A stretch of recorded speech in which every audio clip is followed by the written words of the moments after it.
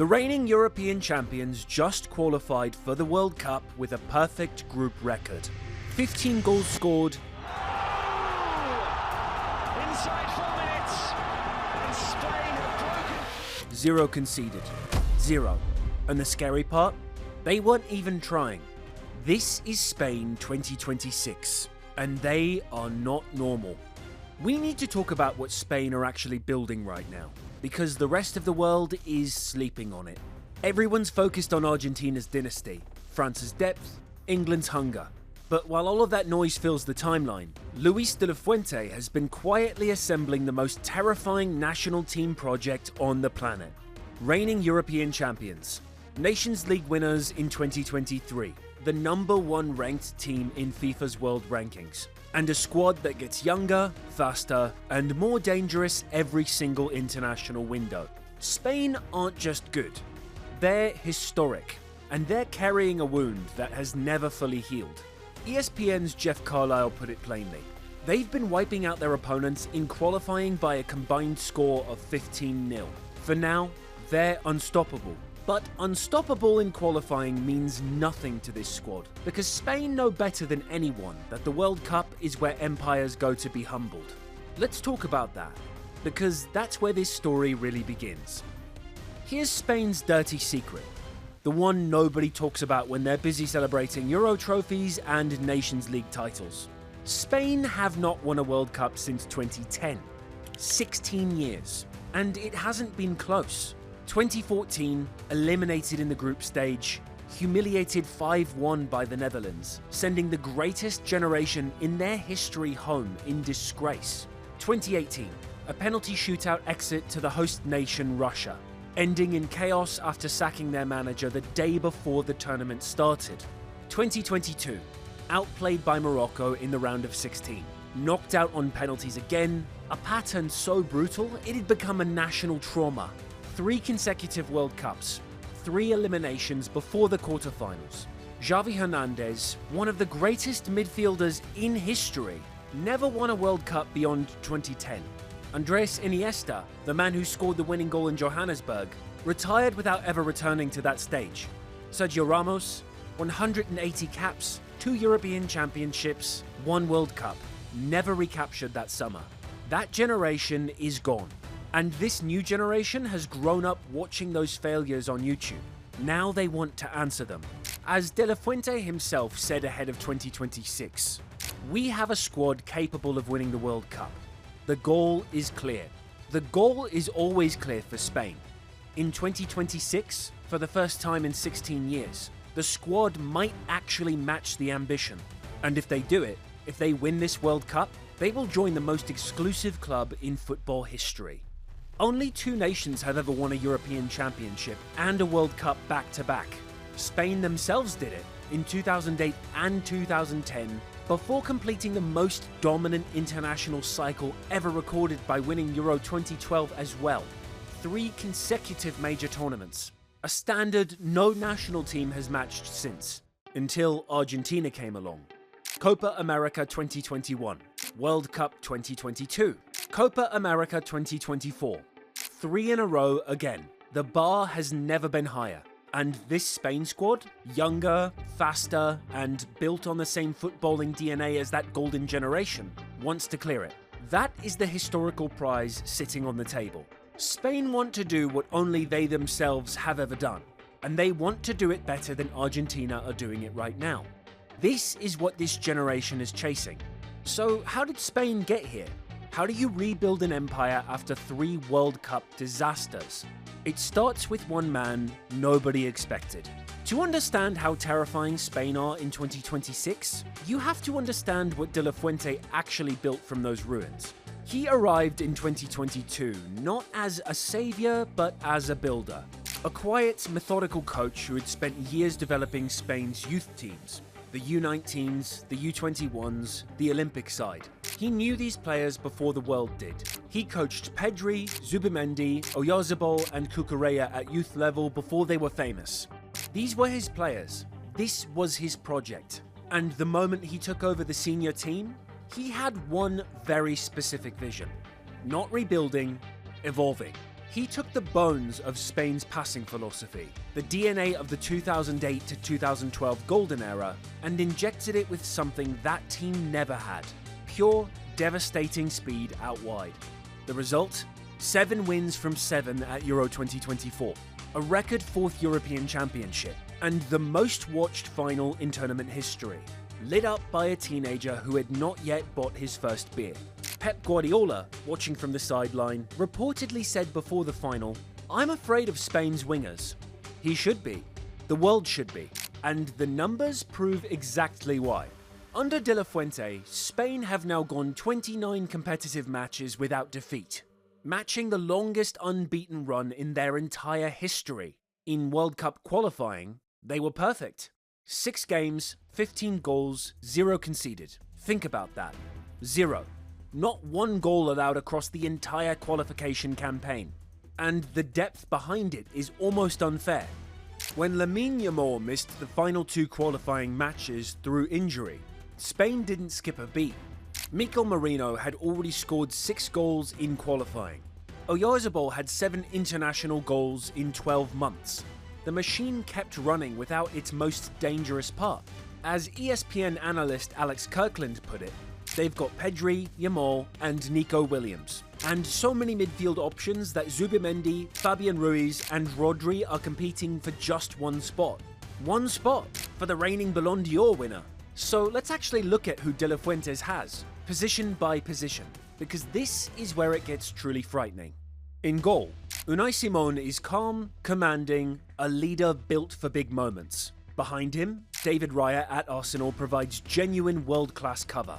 Spain are not keeping clean sheets by luck. In defence, something generational is happening that the football world is only beginning to understand. Pau Cubarsí is 18 years old. Just 18. And he is already one of the most composed centre-backs in European football. Ball playing, fearless on the high line, with an ability to read the game that players twice his age spend careers trying to develop. Cubarsí himself spoke about the partnership ahead without blinking. If we have the opportunity to play together for many years, go for it. If not, we'll both fight. The both refers to Dean Huijsen of Real Madrid.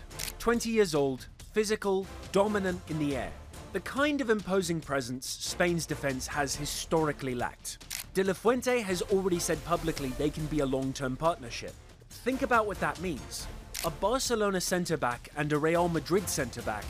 2 clubs that share nothing, agree on nothing, that wage war on each other every single El Clasico, finally united behind the same flag, reading each other's movements, covering each other's angles, defending Spain's goal together. Piqué and Ramos took Spain to 3 consecutive major trophies. Cubarsí and Huijsen are younger than Piqué and Ramos were when that dynasty began. Let that sink in. Marc Cucurella at left back is a Champions League level operator. And if Dani Carvajal returns to fitness at right back, Spain's defensive line carries more tournament experience than any team at the World Cup. The midfield is where Spain becomes genuinely frightening. Picture the Euro 2024 final. England in the second half, 1-0 down, desperately trying to press Spain back. Kyle Walker, one of the fastest fullbacks in Premier League history, pinned wide, completely isolated against Nico Williams. Kobbie Mainoo pulled across to help. John Stones dragged out of position. And still the overload kept coming, wave after wave, because every time England shifted to cover the left, Lamine Yamal was already cutting inside on the right, finding Pedri in the half space, finding Zubimendi recycling possession before England could breathe. Spain didn't just win that final, they suffocated it. They made one of the most experienced England squads in decades look confused, reactive, lost. And that was before Rodri came back. Martin Zubimendi moved to Arsenal in the summer of 2025 for £55.8 million and immediately became one of the Premier League's best players, winning Goal of the Month in September, establishing himself as the heartbeat of Arteta's title-chasing side. He's not a holding midfielder in the old passive sense. He is a controller. He wins the ball, sets the rhythm, launches transitions, and gives everyone around him the freedom to be dangerous. Squawka's tactical analysis made the point that nobody wants to hear if you're facing Spain. The most frightening thing of all is that Zubimendi won't even be first choice if Rodri regains his fitness for the World Cup. And Rodri is coming. The 2024 Ballon d'Or winner, the man whose absence single-handedly derailed Manchester City's entire season. A team that, without him, went from champions to also-rans overnight. An ACL tear in September 2024, hamstring setbacks on his return. 14 league appearances clawed back through sheer will. His father, collecting an award on Rodri's behalf in Madrid, told reporters he's incredibly eager to go to the World Cup. He's training really well. You only have to look at him to see it. If Rodri arrives fit, truly fit, Spain's midfield becomes something football has genuinely never seen. Rodri, Zubimendi, Pedri, the best defensive midfielder alive. A controller in the form of his life at Arsenal, and the most gifted technician of his generation. All three, in the same team, competing for 2 spots, because Pedri is back, fully back, rejuvenated under Hansi Flick at Barcelona. The man who is the best young player at Euro 2020 and Euro 2024 is now simply one of the best midfielders on the planet. No qualifier needed. His ability to receive in tight spaces, turn, and play the pass that unlocks everything is unlike anything else in the game right now. Up front, the wingers are the story that will define this World Cup. Lamine Yamal, 18 years old, already 13 goals and 9 assists in La Liga by March 2026. His first Barcelona hat-trick in February against Villarreal, the youngest player ever to reach 100 wins with the club. He surpassed Mbappe's goal-scoring records at his age, runner-up for the 2025 Ballon d'Or, the highest placement ever by a teenager in the award's entire history. 442 ranked him the best winger in the world right now. Not the best young winger, the best, period. At Euro 2024, still 16, his goal in the semi-final against France. A curling rocket from 30 yards, bending past Mignan into the top corner, stopped the world. Commentators lost their minds. Opposition players stood and stared. And when the final whistle blew in Berlin and Spain were champions of Europe, Yamal sat on the Olympiastadion turf and wept. Not because he was overwhelmed by the moment, because he had expected this. Because winning was the only thing he has ever known at every level he has ever played. He turns 19 4 days before the World Cup final. On the left, Nico Williams is his perfect mirror. Explosive, direct, physically relentless. The two of them running at fullbacks simultaneously is the stuff of genuine defensive nightmares. Kyle Walker needed 3 players to manage the overload in the Euro final. Every fullback at the 2026 World Cup will face that same impossible equation. At centre forward, Mikel Oyarzabal is clinical in the most Spanish sense. Intelligent movement, composure in the biggest moments. He scored the winning goal against England in Berlin. He has 7 international goals in 12 months. And behind him, Samuel Agahawa is arriving as one of the most exciting young strikers in Europe, ready to announce himself on the biggest stage of all. But what makes Spain truly terrifying isn't any single player. It's what happens when you cannot stop any of them individually because they are all connected. De La Fuente has built a 4-3-3 that breathes as one organism. It presses as a unit, overloads one flank to create devastation on the other, and recycles possession faster than opponents can recognize. Think of that Euro final again. The moment Zubimendi stepped in for Rodri at halftime and Spain didn't miss a beat. Not one dropped rhythm. Not one moment of uncertainty. Because this is not 11 players assembled in June. This is a group that has shared dressing rooms across youth football for a decade, playing the same philosophy under the same coaching tree. The system doesn't depend on any one player being perfect. That's why Yamal's absence in qualifying changed nothing. That's why Rodri's long injury nightmare didn't break them. The machine runs with or without its best parts. But statistics and systems don't win tournaments alone. What wins tournaments is knowing exactly what you're fighting for. Spain arrive at 2026 as number 1 in the world, reigning European champions. a squad younger than any great Spanish side that came before them, averaging closer to 24 than the 28-year-old average for the 2010 champions. Yamal is 18, Kubasi is 18, Huijsen is 20. They have never known international failure. They have never choked at a World Cup. They don't carry the scar tissue of 2014, 2018, 2022. To them, those tournaments are history, old footage, another team's pain. But the players around them, Pedri, Zubimendi, Simon, Oyarzabal, they remember. They were in those squads or watching from the fringes.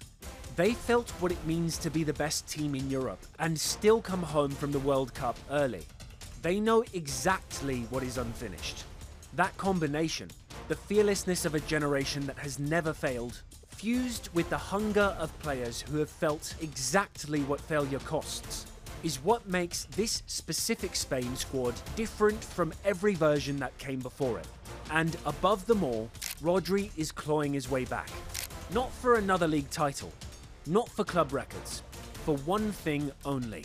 His father said it simply: history has yet to be written.